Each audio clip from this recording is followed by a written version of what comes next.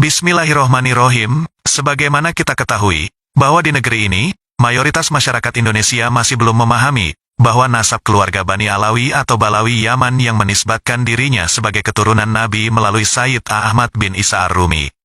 Ternyata, selain gagal secara kajian sejarah dan kitab nasab, juga gagal secara uji genetika tes DNA. Kesimpulannya, menurut data kitab nasab hingga sekitar abad ke-10 Hijriah, baru muncul nama Ubaidillah bin Ahmad bin Isa, yang konon hijrah dari Basra Irak ke Hadramaut. Padahal dalam data dan kesaksian Nakib Irak, Sayyid Ahmad bin Isa tidak pernah hijrah ke Yaman, bahkan makam beliau ada di kota Muktabaro, selatan Baghdad.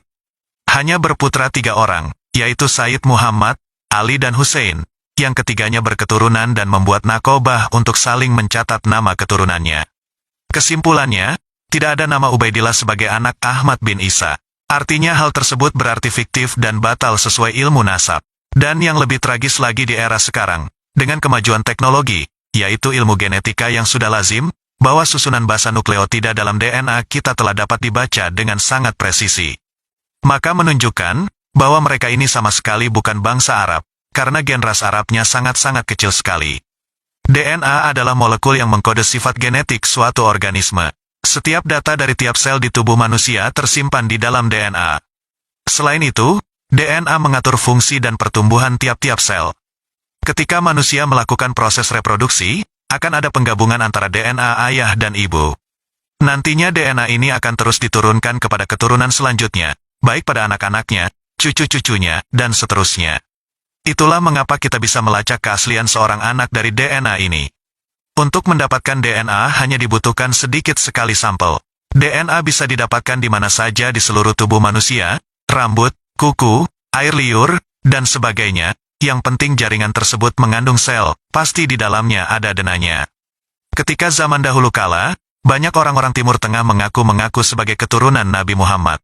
Hal ini terjadi terutama di negara Islam yang non-Arab, contohnya seperti negara kita ini, Indonesia. Ketika masa zaman emas perdagangan Indonesia melalui jalur maritim, banyak pedagang dari Timur Tengah datang ke Indonesia. Beberapa di antara mereka ada yang mengaku sebagai keturunan Nabi Muhammad. Tingkat informasi dan pengetahuan masyarakat yang terbatas kala itu, mengakibatkan masyarakat mudah percaya pada bualan orang-orang tidak bertanggung jawab tersebut. Asalkan berwajah Arab, pandai ilmu agama, dan bisa mengelabui masyarakat, maka sudah dipastikan, masyarakat akan tertipu. Kenapa banyak orang mengaku sebagai keturunan Nabi? Salah satu alasan mereka melakukan hal-hal tersebut adalah, untuk bisa dihormati oleh masyarakat setempat. Bahkan beberapa di antaranya ada yang diberi harta yang melimpah, atau bahkan dinikahkan dengan gadis-gadis setempat. Banyak istilah dalam menyebut keturunan Nabi Muhammad. Salah satunya adalah Habib, Syarif, dan sebagainya. Sedangkan untuk di Indonesia sendiri, istilah yang lazim digunakan untuk menyebut keturunan Nabi adalah Habib, jika laki-laki, atau Habibah, jika perempuan. Bahkan hingga zaman sekarang pun masih banyak Habib palsu yang mengaku sebagai keturunan Nabi Muhammad. Habib-habib palsu tersebut sekarang tersebar di seluruh dunia. Bahkan sudah bisa dibilang sulit untuk menentukan, apakah seorang Habib itu palsu atau asli, jika tidak ada rekam jejak keluarga yang jelas. Nah, untuk menghindari para Habib palsu tersebut, maka dibutuhkan DNA Nabi Muhammad itu sendiri. Tujuannya adalah untuk memetakan DNA beliau, sehingga nantinya bisa menjadi template atau standar dalam menentukan keturunan Nabi Muhammad. Nantinya bagian dari DNA beliau akan dicocokkan dengan DNA para Habib tersebut, apakah ada kecocokan atau tidak. Lalu bagaimana mendapatkan DNA keturunan Nabi Muhammad? Para peneliti baru-baru ini memiliki cara dalam memetakan DNA Nabi Muhammad. Caranya yaitu dengan memetakan Y-DNA short tandem repeat dari keturunan Nabi Muhammad yang berada di zaman sekarang, untuk melihat mundur ke belakang. Y-DNA hanya terdapat di laki-laki saja, sehingga pemeriksaan ini dilakukan pada Habib saja, bukan Habibah. DNA dari para Habib asli dikumpulkan dari seluruh dunia, dan dilihat kesamaannya. Setelah itu data DNA tersebut dicocokkan satu sama lain, sehingga nanti menjadi template tunggal untuk menentukan keaslian keturunan Nabi Muhammad. Lembaga Ekman yang dibawa Lembaga Ilmu Pengetahuan Indonesia pernah menampilkan secara terbuka hasil tes DNA salah satu pembawa acara televisi, Najwa Shihab, di mana ras Arabnya cuma sekitar 3%. Dan hal ini sebenarnya bukan barang baru di Timur Tengah sana, karena ketika tes DNA di Family Tretna pada awal tahun 2000-an yang open posting hasilnya dipublish, maka bisa terpetakan bahwa DNA dari keluarga-keluarga zuriyah Nabi yang tersebar di dunia Islam, baik yang dari jalur Al-Hasani maupun Al-Husaini, ternyata telah terdeteksi secara presisi dengan baik. Namun ironisnya, hasil tes DNA, terutama Y-DNA atau kromosom Y, garis DNA garis ayah dari Ba'alawi yang mengklaim keturunan lurus laki-laki ke Ahlil Bait Nabi Muhammad, Imam Hussein bin Ali atau Fatimah binti Muhammad, nyatanya telah gagal total. Sekarang marilah kita tinjau kegagalan mereka di mana. Tes DNA keturunan itu terbagi menjadi dua bagian sebagai berikut. Pertama, autosomal DNA, yaitu meneliti 22 pasang kromosom kita, yang merupakan sumbangan dari 22 kromosom ayah dan 22 kromosom ibu.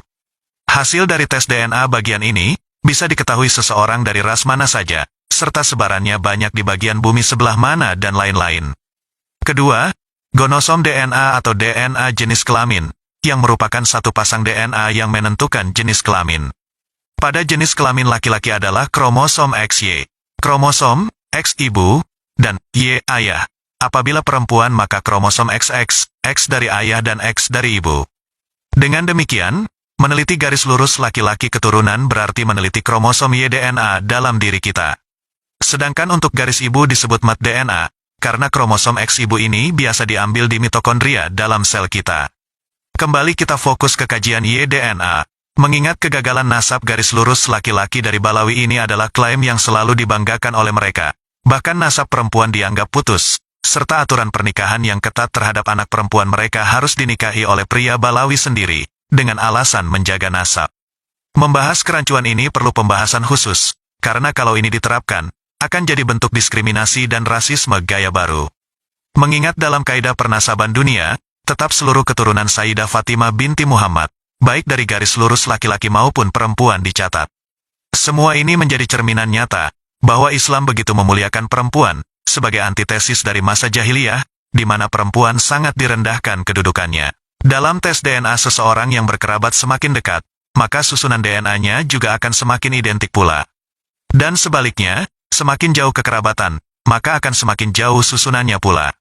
Dari sini bisa disimpulkan, bahwa sejak Nabi Adam yang diyakini menurut ilmu pengetahuan bahwa manusia modern berawal dari satu ayah yang sama, maka DNA Adam menyebar kepada seluruh keturunan laki-lakinya. Dan disebabkan oleh mutasi gen, baik karena faktor internal transkripsi DNA atau akibat faktor eksternal, misal kena wabah penyakit atau daya adaptasi di alam, maka rata-rata terjadi mutasi gen setiap 20.000 tahun. Sehingga terbentuklah haplogrup Y-DNA.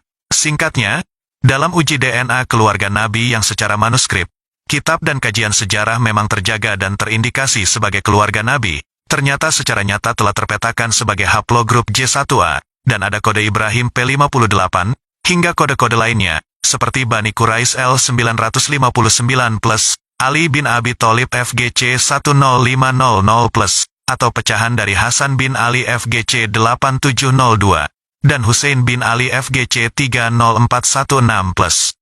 Sehingga terpetakanlah kode DNA ini yang awalnya dari tes DNA dua orang keluarga kerajaan Yordan, dan akhirnya menyebar ke keluarga Nabi yang lainnya, mendapatkan pemetaan yang jelas. Nah, Balawi yang mengaku-ngaku zuriyah Nabi ternyata hasil uji Y-DNA-nya haplogrupnya G2. Artinya, secara garis lurus laki-laki telah batal demi ilmu pengetahuan, demi logika dan akal sehat. Bahkan dideteksi ditemukan kode DNA P303, yang disinyalir sebagai Yahudi maternity, garis ibu, atau menurut penelitian Ernest Renan, sebagai Yahudi suku ke-13, di luar keturunan 12 putra Yakub bin Ishak bin Ibrahim. Sebuah suku yang lenyap akibat serbuan bangsa Mongol dan Al-Hazar, dan kode ini banyak ditemukan di Pulau Ibiza, selatan Spanyol, sebagai akibat pelarian pasca inkuisisi di abad 16, pasca kejatuhan Daulah Umayyah Andalusia.